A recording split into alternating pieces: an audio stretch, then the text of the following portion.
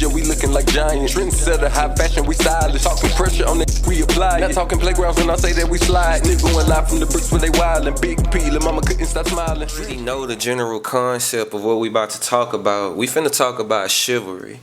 And I wanted to talk about this here because if we go online, we can see all the time of women who complain that chivalry is dead. And that comes from guys not doing the kind of things that, you know, we have been accustomed of doing as a matter of manners. So I want to talk to you about it first. Tell me, in your own opinion, is chivalry dead today? I don't think so. I think it all depends on the caliber of man that you're dealing with, and also what you coming with. Yeah. For instance, and this isn't just exclusive to chivalry, but I gotta pay my bills and shit if I'm single and shit like that, regardless, right? Right. But so if this makes sense now that I'm with my girl and shit, and we living together. I get more excited about paying the bills or more excited about putting in this type of work or doing certain things knowing that she reaping the benefits of my labor. Right. Every Friday I buy flowers. I don't forget that shit. Like I be looking forward to Friday so I can go to the store and see what flowers they got to buy. We was in the store on Monday and she said, "Ooh, this week can we get sunflowers?" The store never had sunflowers. They had them on Thursday, so I bought them. Yeah. But I still bought flowers Friday for flower, like that type of shit. So it ain't that it's dead. It's just that, do that guy feel like you are worthy of that? Or that he deserve it? Because a dude gonna do whatever. He gonna go to the ends of the earth for that woman that he feel like is worth it. What if I took it to just the basic level of chivalry? I'm talking about the kind of treatment that women expect from even guys that they not dating. As far as opening up doors, pumping gas, doing things like this. No, a guy is gonna do stuff for a woman that he sees as worthy of. So is that part of the game dead? I don't think so. I just think it's all about the woman. I think that. Hold on.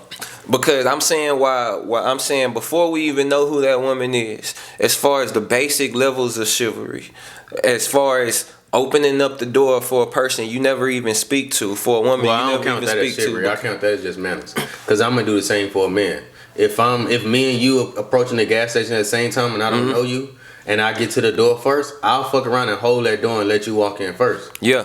Or a lot of times that's happened to me where somebody made it to the door before me. Carrying heavy items? Huh? Carrying heavy items? For anybody. If it was an older man, now if you in that motherfucker and you need some help, you fumbling, I'm like, hey bro, I got you.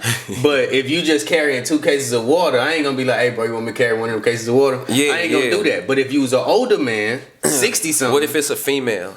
Carrying some cases into I would do that, but I would do it for anybody. So I look at that as just manners. Right. I got manners to help out. Like I said, if it was you as a 30-something-year-old man, and I see you fumbling with some shit or having a hard time carrying, so you don't consider that chivalry. So your answer is coming from you consider chivalry what you doing for a woman that you're dating, or showing interest in. Yeah, I do.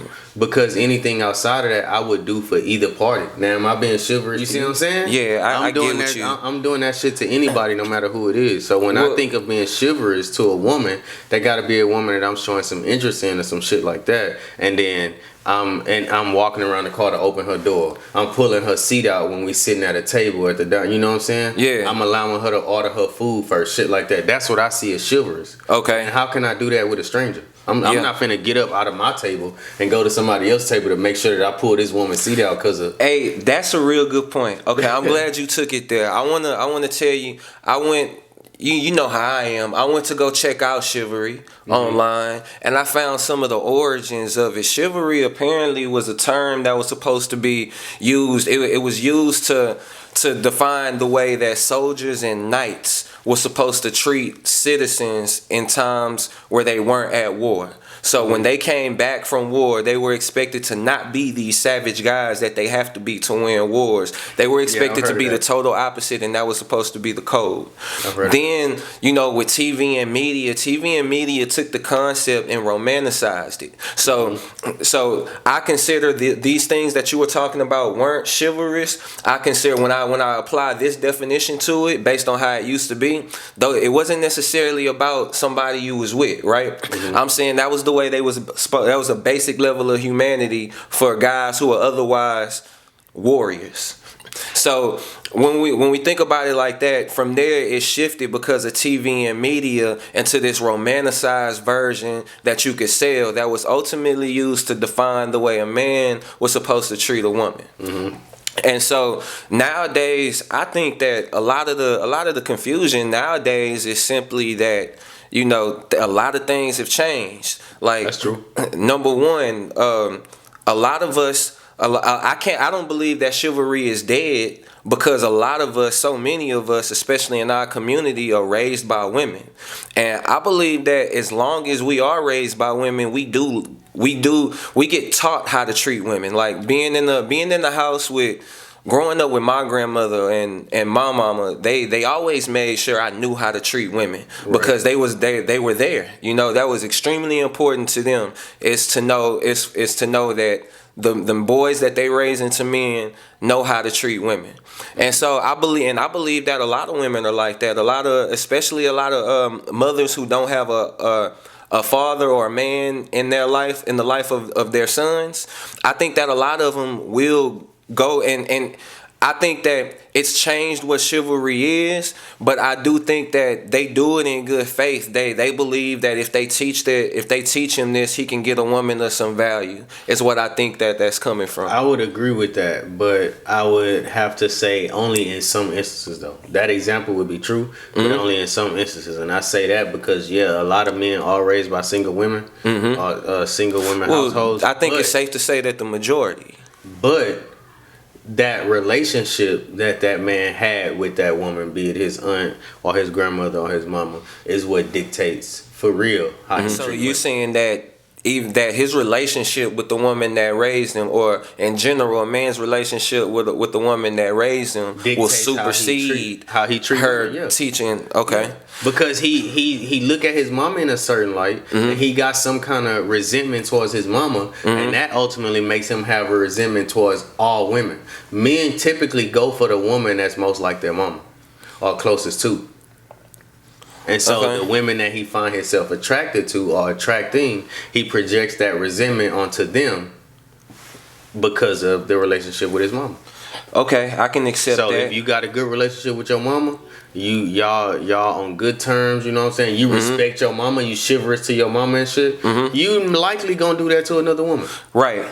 Right, and that's what I was thinking. I don't think it can be dead for as long as we had those situations, even if we accept the premise that you just brought up. But also, I heard this conversation from a different angle. I was listening to a podcast by some Zennials, you know, the later generation, and I listened to them. That, but okay, I thought you was about to tell Gen Z.